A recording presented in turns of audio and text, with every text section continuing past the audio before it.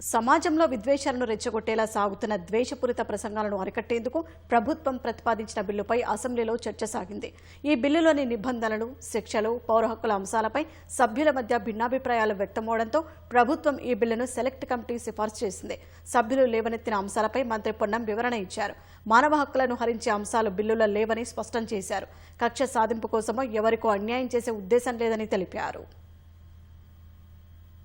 ఈ రోజు మనం తీసుకొచ్చేటువంటి ఈ చట్టం ద్వారా ఈ యొక్క తెలంగాణ హేట్ స్పీచ్ అనేటువంటి హేట్ క్రైమ్స్ అనేటువంటి ప్రివెన్షన్ బిల్లు 2026 అనేది తెలంగాణలో పౌర హక్కులకు భంగం కలగకుండా ప్రజా స్వేచ్ఛకు సంబంధించి మేము ప్రజాపాలన ప్రభుత్వంగా చెప్తా ఉన్నాం. ఎక్కడ కూడా ఎవరికి వ్యతిరేకంగా ఎవరికి ఏదో ఆలోచనతో ఉద్దేశపూర్వకంగా వారికి అన్యాయం చేయాలనే ఆలోచనతో వారికి సంబంధించినటువంటి మరి కక్ష సాధింపు చేయాలనే ఆలోచనతో లేదనే మాట ఈ సందర్భంగా మనవి చేస్తూ మరొకసారి నేను దయచేసి గౌరవ సభ్యులకు తెలియజేస్తున్నా, ఇది ఆర్టికల్ 19 ఫ్రీడమ్ స్పీచ్కు సంబంధించి భంగం కలిగేటువంటి అంశం.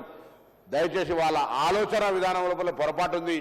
ఇది అధికారంలో ఉన్నప్పుడు బాగా అనిపిస్తుంది, ప్రతిపక్షంలో ఉన్నప్పుడు ఏదో ప్రత్యర్థులను తీసుకోవడానికి మాత్రమే అనేటువంటి ఆలోచన తప్ప అధ్యక్ష, ఇది అందరికీ వర్తిస్తుంది.